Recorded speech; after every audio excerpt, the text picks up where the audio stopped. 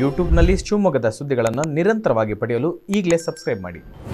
ಹರ್ಷ ಸಾವಿನ ಸುದ್ದಿ ತಿಳಿದ ತೇಜಸ್ವಿ ಸೂರ್ಯ ಮೃತರ ಮನೆಗೆ ಭೇಟಿ ಕೊಟ್ಟು ಸಾಂತ್ವನ ಹೇಳಿದರು. ನಂತರ ಮಾಧ್ಯಮದವರೊಂದಿಗೆ ಮಾತನಾಡಿದ ಅವರು, ಹರ್ಷನ ಸಾವು ಕೇವಲ ಕೊಲೆಯಲ್ಲ, ಇದೊಂದು ಭಯೋತ್ಪಾದನಾ ಕೃತ್ಯ. ಈ ಕೃತ್ಯದ ಹಿಂದೆ ಸಾಕಷ್ಟು ಇಸ್ಲಾಂ ಸಂಘಟನೆಗಳ ಕೈವಾಡವಿದೆ ಎಂದು ಆರೋಪಿಸಿದರು. ಹಾಗೂ ಸರ್ಕಾರ ಭಯೋತ್ಪಾದನಾ ತನಿಖಾ ದಳವನ್ನು ನೇಮಿಸಿ ಈ ಕೃತ್ಯವನ್ನು ತನಿಖೆಗೆ ಒಳಪಡಿಸಬೇಕು ಎಂದು ಆಗ್ರಹಿಸಿದ್ದಾರೆ. ಹರ್ಷನ ಮನೆಗೆ ನಾನು ನಮ್ಮ ಯುವ ಮೋರ್ಚಾದ ರಾಜ್ಯದ ತಂಡ ಇವತ್ತು ಭೇಟಿ ನೀಡಿದ್ವಿ. ಹರ್ಷ ಹಿಂದುತ್ವಕ್ಕೋಸ್ಕರ ಬದುಕಿದಂಥ ಹುಡುಗ. ಬಜರಂಗ ದಳ, ವಿಶ್ವ ಹಿಂದೂ ಪರಿಷತ್ತು, ಶಿವಾಜಿ ಮಹಾರಾಜರು, ನರೇಂದ್ರ ಮೋದಿ, ಯೋಗಿ ಆದಿತ್ಯನಾಥ್ ಈ ವಿಚಾರಗಳಿಂದ ಪ್ರೇರಣೆ ಪಡ್ಕೊಂಡಂಥ ಹುಡುಗ. ಅವ್ರ ತಾಯಿ ಈಗಲೂ ಅವನು ಮನೇಲಿ ಓದ್ತಾ ಇದ್ದಂಥ ಯೋಗಿ ಆದಿತ್ಯನಾಥ್ರ ಬಗ್ಗೆ ಇದ್ದಂಥ ಪುಸ್ತಕ ತೋರಿಸ್ತಾ ಇದ್ರು. ಬರೀ 26 ವರ್ಷ ಅವನಿಗೆ. ಒಂದು ಉಜ್ವಲ ಜೀವನ, ಉದ್ದ ಭವಿಷ್ಯ ಇದ್ದಂಥ ಜೀವನ. ಅತ್ಯಂತ ಅಮಾನುಷವಾಗಿ, ಅತ್ಯಂತ ಬರ್ಬರವಾಗಿ ಹರ್ಷನನ್ನು ಇವತ್ತು ಕೊಲ್ಲಲಾಗಿದೆ. ಅವ್ರ ತಾಯಿಯ ಆಕ್ರಂದನ, ಅವರಿಬ್ಬರು ಅಕ್ಕಂದರು, ಅವ್ರ ತಂದೆ, ಕೆಳ ಮಧ್ಯಮ ವರ್ಗದ ಕುಟುಂಬ, ಇದನ್ನೆಲ್ಲ ನೋಡಿದಾಗ ಈ ರೀತಿ ಕೃತ್ಯ ಎಸಗಿರುವಂಥ ಎಂಥ ಪಿಶಾಚಿಗಳು, ಎಂಥ ರಾಕ್ಷಸರು ಇದನ್ನು ಮಾಡಿರೋದು ಅಂತ ಅನ್ಸುತ್ತೆ.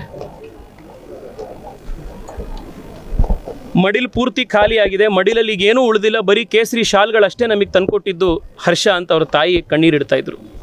ಗಡೀಲಿ ಯಾವ ರೀತಿ ಯೋಧ ದೇಶಕ್ಕೋಸ್ಕರ ಜೀವ ಬಿಟ್ಟಾಗ ಹುತಾತ್ಮನಾಗ್ತಾನೋ ಅದೇ ಥರ ನನ್ನ ಮಗ ಕೂಡ ಹುತಾತ್ಮ ಆಗಿದ್ದಾನೆ ಅನ್ನೋಂಥ ಒಂದು ಹೆಮ್ಮೆ ನನಗಿದೆ ಅಂತ ಅವ್ರ ತಾಯಿ ಹೇಳಿದ್ರು.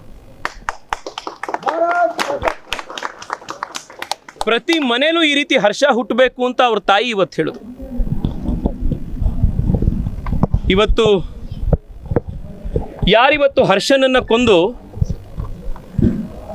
ಹಿಂದೂ ಸಮಾಜದ ಕೆಲಸಕ್ಕೆ ನಾಳೆಯಿಂದ ಇನ್ಯಾರು ಈ ರೀತಿ ಪ್ರೇರಣೆಯಿಂದ ಹುಡುಗರು ಬರ್ತಾರೋ ಅಂಥವ್ರು ಬರಬಾರ್ದು, ಅವರಿಗೆ ಭಯ ಉಂಟು ಮಾಡಬೇಕು ಅಂತ ಯಾರು ಒಂದಿಷ್ಟು ಜನ ರಾಕ್ಷಸರು ಇದನ್ನು ಪ್ರಯತ್ನ ಪಟ್ಟರೋ ಆ ಪ್ರಯತ್ನಕ್ಕೆ ಇವತ್ತು ಆ ತಾಯಿನೇ ಹೇಳಿದ್ದಾರೆ, ಪ್ರತಿಯೊಂದು ಮನೇಲಿ ಒಬ್ಬ ಹಿಂದೂ ಹರ್ಷ ಹುಟ್ಟಬೇಕು ಅಂತ ಒಂದು ಮಾತು ಹೇಳಿದ್ದಾರೆ ಆ ತಾಯಿ.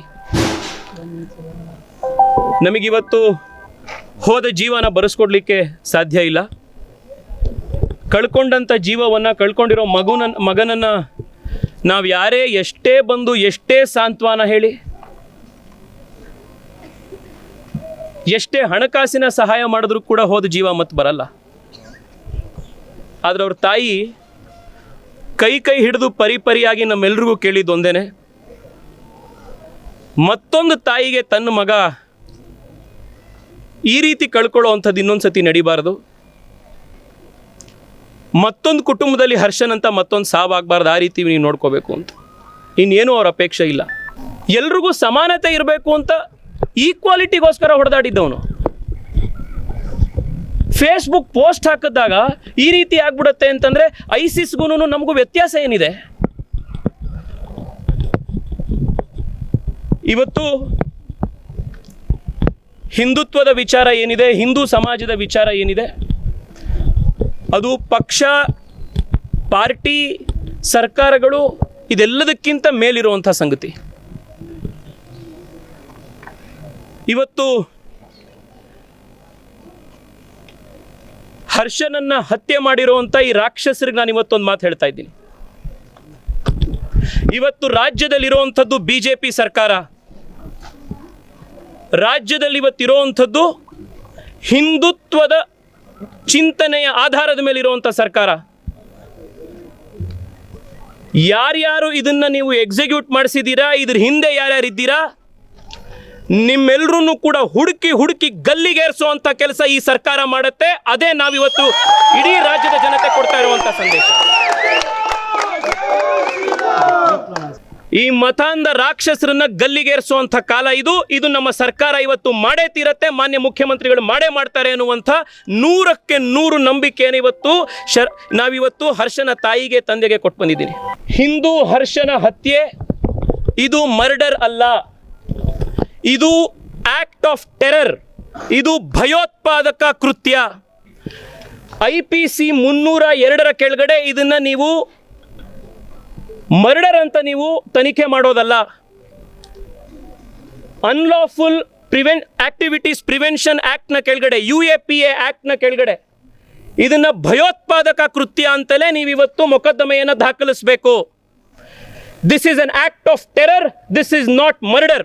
ಇದನ್ನ ಇಡೀ ದೇಶಕ್ಕೆ ನಾವು ಬಹಳ ಕಟ್ಟುನಿಟ್ಟಾಗಿ ವಿಷಯ ತಿಳಿಸ್ಬೇಕು. ಯಾಕಿದು ಮುಖ್ಯ? ಈಗ ನಾನು ಟಿ ವಿಲಿ ನಾನು ನೋಡ್ತಾ ಇದ್ದೆ, ಈಗಾಗಲೇ ಇದನ್ನು ಅರೆಸ್ಟ್ ಮಾಡಿರುವಂಥ ಒಬ್ಬರು ಇಬ್ಬರು ಯಾರಿದ್ದಾರೆ, ಅವ್ರದ್ದು ಹಿಂದ್ಗಡೆ ಅವ್ರ ಬ್ಯಾಕ್ಗ್ರೌಂಡು, ಅವನು ಪಿಕ್ ಪಾಕೆಟ್ ಮಾಡ್ತಾ ಇದ್ದ, ಅವನ ಮೇಲೆ 2 ಕ್ರಿಮಿನಲ್ ಕೇಸ್ ಇದೆ. ಇದು ಇನ್ವೆಸ್ಟಿಗೇಷನ್ನ ದಿಕ್ಕು ತಪ್ಪಿಸುವಂಥ ಕೆಲಸ. ಇದನ್ನು ಯಾರೋ ಪಿಕ್ ಪಾಕೆಟಿಗೆ ಮಾಡಿರುವಂಥ ಕೆಲಸ ಅಲ್ಲ. ಇದು ವೈಯಕ್ತಿಕ ಕಾರಣದ ಮೇಲೆ ಮಾಡಿರುವಂಥ ಕೆಲಸ ಅಲ್ಲ. ಇದು ವೈಯಕ್ತಿಕ ದ್ವೇಷಕ್ಕಾಗಿರೋ ಹತ್ಯೆ ಅಲ್ಲ. ಇದು ಹರ್ಷ ಹಿಂದೂ ಸಂಘಟನೆಯ ಕಾರ್ಯಕರ್ತ, ಹಿಂದುತ್ವದ ಪರವಾಗಿ ಕೆಲಸ ಮಾಡ್ತಾ ಇದ್ದ ಅನ್ನೋ ಕಾರಣಕ್ಕೋಸ್ಕರವೇ ಮಾಡಿರುವಂಥ ಒಂದು ಕೃತ್ಯ ಇದು. Therefore this is not murder, therefore this is an act of terror. ಆದ್ರಿಂದ ನೀವು ಬರೀ 302 ಕಡೆ ಮರ್ಡರು ಅಂತ ನೀವು ಕೇಸ್ ಹಾಕ್ಬಿಟ್ಟು ಇಲ್ಲಿ ಮಾರನೇ ದಿವಸ ಬೇಲ್ ತಗೊಳ್ಳೋವಂಥ ಕೇಸ್ ಹಾಕೋದಲ್ಲ. ಇದನ್ನ UAPA ಕೆಳಗಡೆ ಟೆರರ್ ಅಂತ ಹೇಳಿ ಆಕ್ಟ್ ಆಫ್ ಟೆರರ್ ಅಂತ ಕೇಸ್ ರಿಜಿಸ್ಟರ್ ಮಾಡಬೇಕು. ಇದು ಮೊದಲನೇದು. ಇವತ್ತು ಯಾರು 4 ಜನ ನೀವು ಅರೆಸ್ಟ್ ಮಾಡ್ಕೊಂಡು ಬಂದಿರ್ತಾರೆ, ಇವ್ರು ಬರೀ ಸುಪಾರಿ ಕಿಲ್ಲರ್ಗಳಷ್ಟೇನೆ. ಸುಪಾರಿ ಕೊಡೋರೆ ಹಿಂದ್ಗಡೆ ಇರ್ತಾರೆ, ಇದನ್ನು ಎಕ್ಸಿಕ್ಯೂಟ್ ಮಾಡುವಂಥ ಮಾಸ್ಟರ್ ಮೈಂಡ್ಗಳು ಹಿಂದೆ ಇರ್ತಾರೆ. ಅವರನ್ನು ನಾವು ಹಿಂತಿಕ್ಕಬೇಕು, ಅವರನ್ನು ನಾವು ಕಡಿವಾಣ ಹಾಕಬೇಕು ಅಂತಂದರೆ ರಾಜ್ಯದಲ್ಲಿ ಅದಕ್ಕೆ ಬೇಕಾಗುವಂಥ ಒಂದು ವಿಶೇಷ ವ್ಯವಸ್ಥೆ ಕಲ್ಪಿಸಬೇಕು. ನಾನು ಮಾನ್ಯ ಮುಖ್ಯಮಂತ್ರಿಗಳಲ್ಲಿ ವಿನಂತಿ ಮಾಡ್ತಾ ಇದ್ದೀನಿ, ಬರುವಂಥ ಬಜೆಟ್ ಸೆಷನ್ನಲ್ಲಿ ಸರ್ಕಾರದ ಇಂಟೆಲಿಜೆನ್ಸ್ ಡಿಪಾರ್ಟ್ಮೆಂಟ್ನ ಕೆಳಗಡೆ ಕರ್ನಾಟಕದಲ್ಲಿ ಒಂದು ವಿಶೇಷವಾಗಿರುವಂಥ ಭಯೋತ್ಪಾದಕ ನಿಗ್ರಹ ದಳವನ್ನು ನಾವು ಜಾರಿಗೆ ತರಬೇಕು. ಈಗಿರುವಂಥ ATC ಏನಿದೆ ಅದರಲ್ಲಿ ಇರೋದು 8-10 ಅಧಿಕಾರಿಗಳಷ್ಟೇ. ಅವ್ರಿಗೆ ಬೇಕಾಗಿರುವಂಥ ಸರಿಯಾಗಿರುವಂಥ ಸೌಕರ್ಯಗಳಿಲ್ಲ, ಮ್ಯಾನ್ ಪವರ್ ಇಲ್ಲ, ರಿಸೋರ್ಸಸ್ ಇಲ್ಲ. ನಾವು ಕರ್ನಾಟಕದಲ್ಲಿ ಈ ರೀತಿಯ ಭಯೋತ್ಪಾದಕ ಕೃತ್ಯಗಳು ಮುಂದೆ ನಡೀದಲೇ ಇರೋದಕ್ಕೆ ವಿಶೇಷವಾಗಿರುವಂಥ ಒಂದು ಏಜೆನ್ಸಿಯನ್ನು ಸ್ಥಾಪನೆ ಮಾಡಬೇಕು. ಆ ಏಜೆನ್ಸಿಗೆ ಬೇಕಾಗಿರುವಂಥ ಬಜೆಟರಿ ಸಪೋರ್ಟನ್ನು ಮಾರ್ಚ್ 1ನೇ ತಾರೀಕು ಘೋಷಣೆ ಆಗುವಂಥ ಬಜೆಟ್ನಲ್ಲೇ ಮಾನ್ಯ ಮುಖ್ಯಮಂತ್ರಿಗಳು ಇದನ್ನು ನಾವು ಜಾರಿಗೆ ತರಬೇಕು. ಇಲ್ಲ ಅಂತಂದ್ರೆ ಈ ಸೈಕಲ್ ಆಫ್ ಎವಿಡೆನ್ಸ್ ಇದೇ ರೀತಿ, ಈ ಸೈಕಲ್ ಆಫ್ ಮರ್ಡರ್ಗಳು, ಡೆತ್ಗಳು ಇದೇ ರೀತಿ ಕಂಟಿನ್ಯೂ ಆಗ್ತಾನೆ ಇರ್ತವೆ. ಮೂರನೇದು, ರಾಜ್ಯದಲ್ಲಿ ಈಗಾಗಲೇ ಈ ಹಿಂದೆ ಕೂಡ ಕೇಂದ್ರ ಸರ್ಕಾರಕ್ಕೆ PFIಯನ್ನು ಬ್ಯಾನ್ ಮಾಡಿ ಅಂತ ಹೇಳಿ ಪ್ರಪೋಸಲ್ಗಳನ್ನು ನಾವು ರಾಜ್ಯ ಸರ್ಕಾರದಿಂದ ಹಿಂದೆ ಒಂದು ಕೊಟ್ಟಿದ್ದು ಕೇಂದ್ರ ಸರ್ಕಾರಕ್ಕೆ. ಆದರೆ ಆ ಎರಡೂ ಸಂದರ್ಭದಲ್ಲಿ ನಾವು ಕೊಟ್ಟಂಥ ಡಾಸಿಯರ್ಗಳು ಸರಿಯಾಗಿರುವಂಥ ದಾಖಲಾತಿಗಳಿರಲಿಲ್ಲ. ಬೇಕಾಗಿರುವಂಥ ಒಂದು ಪ್ರೊಫೆಷ್ನಲ್ ಆಗೋದಕ್ಕೆ ಬೇಕಾಗಿರುವಂಥ ಎವಿಡೆನ್ಸನ್ನು ಕಲೆಕ್ಟ್ ಮಾಡೋದಲ್ಲೇ ಹ್ಯಾಪೆಜಾರ್ಡಾಗಿ ಕೊಟ್ಟಿತ್ತು. ಈ ಬಾರಿ ಕರ್ನಾಟಕದಲ್ಲಿ ಯಾವ್ಯಾವ ಹಿಂದೂ ಕಾರ್ಯಕರ್ತರ ಕೃತ್ಯಗಳಾಗಿದೆಯೋ, ಹತ್ಯೆಗಳಾಗಿದೆಯೋ, ಇದೆಲ್ಲದರ ಹಿಂದಿರುವಂಥ ಈ PFI, KFD, SDPI, campus front of India, ಈ ಎಲ್ಲ ಸಂಘಟನೆಗಳ ಒಂದು ಡಾಸಿಯರನ್ನು ಪ್ರೊಫೆಷನಲ್ ಆಗಿ ಕಾಂಪಿಟೆನ್ಸಿಯಿಂದ ತಯಾರು ಮಾಡಿ ಕೇಂದ್ರ ಸರ್ಕಾರಕ್ಕೆ ಆದಷ್ಟು ಬೇಗ ಈ ಆರ್ಗನೈಸೇಷನ್ಗಳನ್ನು ಬ್ಯಾನ್ ಮಾಡಬೇಕು ಅಂತ ಹೇಳಿ ಒಂದು ಡಾಸಿಯರನ್ನು ರಾಜ್ಯ ಸರ್ಕಾರ ಕೊಡಬೇಕು. ಕರ್ನಾಟಕದಲ್ಲಿ ಈಗಾಗಲೇ ಕೋಕಾ ಆ್ಯಕ್ಟ್ ಅಂತ ಇದೆ, ಆರ್ಗನೈಸ್ಡ್ ಕ್ರೈಮನ್ನು ಪ್ರಿವೆಂಟ್ ಮಾಡುವಂಥ ಒಂದು ಆ್ಯಕ್ಟ್. ಅದು ನಾವು ಕೇಂದ್ರ ಸರ್ಕಾರಕ್ಕೆ ಈ ಸಂಘಟನೆಗಳನ್ನು ಬ್ಯಾನ್ ಮಾಡಿ ಅಂತ ಹೇಳಿ ಕೇಂದ್ರ ಸರ್ಕಾರ ಮಾಡೋವರೆಗೂ ಕಾಯುವಂಥ ಅವಶ್ಯಕತೆ ಇಲ್ಲ. ನಮ್ಮ ಸಂವಿಧಾನದ ಕೆಳಗಡೆ ನಮ್ಮ ಸರ್ಕಾರಕ್ಕೆ, ರಾಜ್ಯ ಸರ್ಕಾರಗಳಿಗೆ ಇಂಥ ಆರ್ಗನೈಸೇಷನ್ಗಳನ್ನು, ಟೆರರಿಸ್ಟ್ ಆರ್ಗನೈಸೇಷನ್ಗಳನ್ನು ಬ್ಯಾನ್ ಮಾಡುವಂಥ ಅಧಿಕಾರ ಇದೆ. ಕೋಕಾ ಆ್ಯಕ್ಟಿಗೆ ಅಮೆಂಡ್ಮೆಂಟನ್ನು ಇದೇ ಬಜೆಟ್ ಸೆಷನ್ನಲ್ಲಿ ತಂದು ಕರ್ನಾಟಕದಲ್ಲಿ PFI, KFD, SDPIನಂಥ ಸಂಘಟನೆಗಳನ್ನು ನಾವು ಟೆರರ್ ಸಿಂಡಿಕೇಟ್ ಅಂತ ಡಿಕ್ಲೇರ್ ಮಾಡಿ ಈ ಆರ್ಗನೈಸೇಷನ್ನ ಮೆಂಬರ್ಗಳ ಎಲ್ಲರ ಮೇಲೂ ಕೂಡ ಕಾರ್ಯವಾಹಿ ನಾವು ಶುರು ಮಾಡಲಿಲ್ಲ ಅಂತಂದರೆ ಈ ಸೈಕಲ್ ಆಫ್ ಡೆತ್ಗಳು ನಿಲ್ಲೋದಿಲ್ಲ. ಈ ಹಿಂದೆ ಆಗಲೇ ಗೃಹ ಸಚಿವರ ಹತ್ರ ಕೇಂದ್ರ ಗೃಹ ಸಚಿವರಾಗಿರುವಂಥ ಅಮಿತ್ ಶಾ ಅವ್ರ ಹತ್ರ ನಾನು ಹಿಂದೆನೇ ಮಾತನಾಡಿ ಕರ್ನಾಟಕಕ್ಕೆ ಒಂದು NIA ಬರಬೇಕು, ಒಂದು ಯೂನಿಟನ್ನು ಕರಬೇಕು ಅಂತ ನಾವು ರಿಕ್ವೆಸ್ಟ್ ಮಾಡಿದ್ವಿ. ಅದ್ರ ಪ್ರಕಾರ ಈ ಕರ್ನಾಟಕದಲ್ಲಿ ಒಂದು NIA ಯೂನಿಟ್ ಬಂದಿದೆ. ಇವತ್ತೇನು ವಿಶೇಷವಾಗಿ ಹೊಸದಾಗಿ ಒಂದು ಯೂನಿಟ್ ಬರಬೇಕು ಅಂತ ನಮ್ಮ ಆಗ್ರಹ ಇದೆ. ಈ ಯೂನಿಟ್ಟು ಕರ್ನಾಟಕದಲ್ಲಿ ಈಗ ಶುರುವಾಗಿರುವಂಥ NIA ಯೂನಿಟ್ನ ಜೊತೆಗೆ ಕೆಲಸ ಮಾಡಿ ಇಂಟೆಲಿಜೆನ್ಸ್ ಕಲೆಕ್ಷನ್ ಮಾಡಿ ಈ ರೀತಿ ಯಾರ್ಯಾರು ಕೃತ್ಯ ಎಸೋ ಒಂದು ಕಾನ್ಸ್ಪಿರಸಿಲಿದ್ದಾರೆ ಇವ್ರನ್ನೆಲ್ಲರೂ ಅವ್ರು ಮರ್ಡರ್ ಮಾಡೋದಕ್ಕಿಂತ ಮುಂಚೆನೇ ಅರೆಸ್ಟ್ ಮಾಡುವಂಥ ಕೆಲಸ ನಾವು ಮಾಡಬೇಕಾಗಿದೆ. ಇಲ್ಲ ಅಂತಂದರೆ ಪ್ರತಿ ಬಾರಿನೂ ನಾನು ಆಗಲೇ ಭಾಳ ಬೇಸರದಿಂದ ಹೇಳಿದಾಗೆ ಒಬ್ಬ ಹಿಂದೂ ಕಾರ್ಯಕರ್ತನ ಸಾವಾಗತ್ತೆ, 2 ದಿವಸ ಟ್ವಿಟ್ಟರಲ್ಲಿ ನಾವು ಟ್ರೆಂಡ್ ಮಾಡ್ತೀವಿ, 4 ಫೇಸ್ಬುಕ್ ಪೋಸ್ಟ್ ಹಾಕ್ತೀವಿ, ಸರ್ಕಾರದ ಮೇಲೆ ಆಗಿನ ರಾಜಕಾರಣಿಗಳ ಮೇಲೆ 4 ಸತಿ ಬೇಜಾರಿಂದ ಮಾತಾಡ್ತೀವಿ, ನಾವೆಲ್ಲರೂ ನಿಮ್ಮ ಜೊತೆಗೆ ಇರ್ತೀವಿ ಅಂತ ಸಾಂತ್ವನದ ಮಾತನ್ನು ಹೇಳ್ತೀವಿ. 3 ದಿವಸ ನೀವು ಕೂಡ ಟಿ ವಿಲಿ ಪೇಪರಲ್ಲಿ ಹೆಡ್ಲೈನ್ಸ್ ಮಾಡ್ತೀರಿ. 4ನೇ ದಿವಸದಿಂದ ಎಲ್ಲರೂ ಅವ್ರವ್ರ ಜೀವನಕ್ಕೆ ವಾಪಸ್ ಹೋಗ್ತಾ ಇರ್ತಾರೆ. ತಿರ್ಗಾ ಇನ್ಯಾವತ್ತಾದರೂ ಒಬ್ಬ ಹುಡುಗನ ಹತ್ಯೆ ಆದಾಗ ಮಾತ್ರ ನಾವು ತಿರ್ಗಾ ಎಚ್ಚೆತ್ಕೊಳ್ತೀವಿ. ಈ ಸೈಕಲ್ ನಿಲ್ಲಬೇಕು. ಈ ಸೈಕಲ್ ನಿಲ್ಲೋದಕ್ಕೆ ವ್ಯವಸ್ಥೆಯಲ್ಲಿ ಪರಿವರ್ತನೆ ಆಗಬೇಕು. ಹರ್ಷನ ಸಾವು, ಹರ್ಷನ ಹುತಾತ್ಮತೆ ಈ ರೀತಿ ಕರ್ನಾಟಕದಲ್ಲಿ ಒಂದು ರಾಜ್ಯದ ಮಟ್ಟದಲ್ಲಿ ಒಂದು ವ್ಯವಸ್ಥೆ ಪರಿವರ್ತನೆ ಆಗೋದಕ್ಕೊಂದು ನಾಂದಿ ಹಾಡಲಿ. ಇನ್ನು ಮುಂದೆ ಯಾವುದೇ ಕಾರಣಕ್ಕೂ ಕೂಡ ಕರ್ನಾಟಕದಲ್ಲಿ ಯಾವುದೇ ಹಿಂದೂ ತಾಯಿ ಕೇಸರಿ ಶಲ್ಯ ಹಾಕಿದ್ದಕ್ಕೋಸ್ಕರ ನನ್ನ ಮಗನನ್ನು ಕೊಂದರು, ಜೈ ಶ್ರೀರಾಮ್ ಅಂತ ಘೋಷಣೆ ಕೂಗಿದ್ದಕ್ಕೆ ನನ್ನ ಮಗನನ್ನು ಕೊಂದರು, ನನ್ನ ಮಗಂದಾಗಿದ್ದ ಪರಿಸ್ಥಿತಿ ಇನ್ನೊಂದು ಮಗನಿಗೆ ಇನ್ನೊಂದು ತಾಯಿಗೆ ಆಗಬಾರ್ದಪ್ಪ ಅಂತ ಹೇಳ್ದಲೇ ಇರುವಂಥ ಸಮಯ ಬರಲಿ.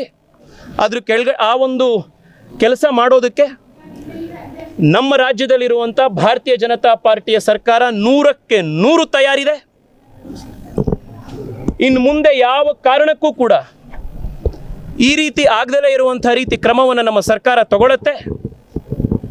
ಮಾನ್ಯ ಮುಖ್ಯಮಂತ್ರಿಗಳು, ಗೃಹ ಸಚಿವರು ಈ ರಾಕ್ಷಸರುಗಳಿಗೆ ಈಗಾಗಲೇ ಒಂದು ವಾರ್ನಿಂಗ್ ಕೊಟ್ಟಿದ್ದಾರೆ. ಇನ್ನು ಮುಂದೆ ಯಾವ ಕಾರಣಕ್ಕೂ ಕೂಡ ಕರ್ನಾಟಕದಲ್ಲಿ ಈ ರೀತಿಯ ಜಿಹಾದಿ ಶಕ್ತಿಗಳು ತಲೆ ಎದ್ದಲೇ ಇರೋ ರೀತಿ ನಾವು ಮಾಡ್ತೀವಿ ಅಂತ ನಮ್ಮ ಸಂಕಲ್ಪ. ಅದು ನಾವು ಮಾಡೇ ಮಾಡ್ತೀವಿ. ಇಷ್ಟು ಹೇಳಿಯೂ ಕೂಡ ಹರ್ಷನ ತಾಯಿಗೆ, ಅವರ ತಂದೆಗೆ, ನಮ್ಮ ಈ ಅಸಹಾಯಕತೆಗೆ, ಈ ಸ್ಥಿತಿಗೆ ನಾವು ಮತ್ತೆ ಕ್ಷಮೆ ಕೇಳ್ತಾ ಇದ್ದೀವಿ.